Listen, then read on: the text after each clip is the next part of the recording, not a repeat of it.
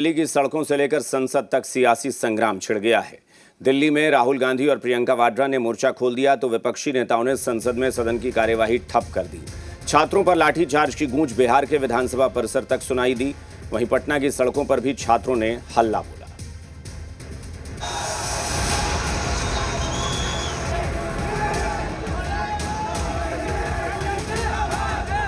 दिल्ली में NEET paper leak को लेकर हो रहे प्रदर्शन पर लाठीचार्ज के बाद पूरे देश की सियासत सुलग उठी है।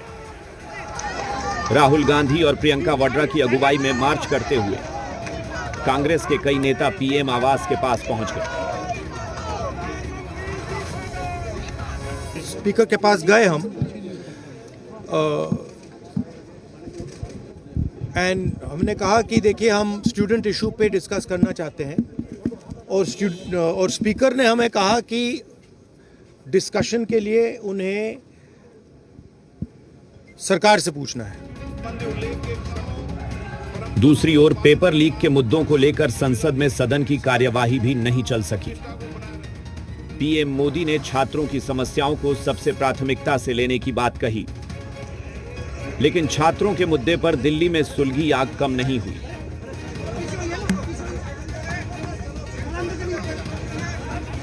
कल जिस तरह से मोदी सरकार ने हमारे देश के बच्चों और युवाओं पे बर्बरता से हमला किया है, मुझे लगता है इतिहास में इस किस्म का कभी कोई मसला देखने को नहीं मिला।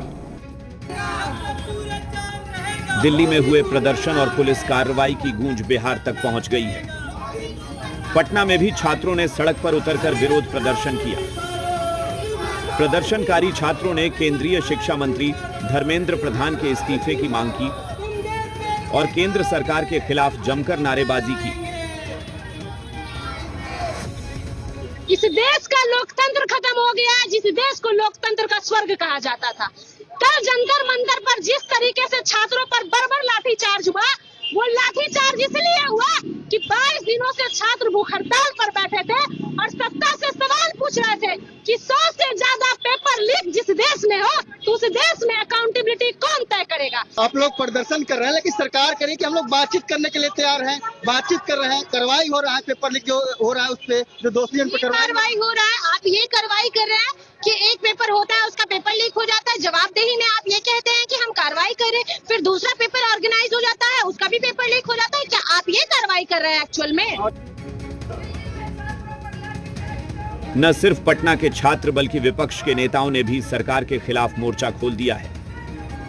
बिहार विधानमंडल के पोर्टिका की ये तस्वीरें देखिए। विपक्ष के नेताओं ने सरकार के खिलाफ नारेबाजी की। केंद्रीय शिक्षा मंत्री धर्मेंद्र प्रधान का इस्तीफा मांगा। छात्रों के पैर तोड़े गए, यहाँ तक कि गोलियां चलाई है। ये लोकतंत्र में कहीं से भी ये उचित नहीं है, बल्कि ये तानाशाही सरकार का परिचय है। इसलिए धर्मेंद्र प्रधान जल्द से जल्द इस्तीफा दें और धर्मेंद्र प्रधान को इस्तीफा देना होगा। नरेंद्र मोदी अमित शाह को देश के छात्रों को जवाब देना होगा। दिल्ली में ऐतिहासिक प्रदर्शन हुआ, मगर ये सरकार जो दमनकारी है और जो कल के भविष्य को कुचलना चाहती है, उन्होंने लाठीचार्ज की।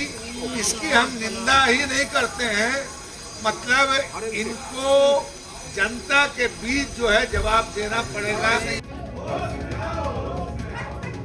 दिल्ली से लेकर पटना तक विपक्ष ने मोर्चा खोल दिया है। छात्रों के आंदोलन में विपक्ष के उतरने पर बीजेपी जेडीयू ने पलटवार किया।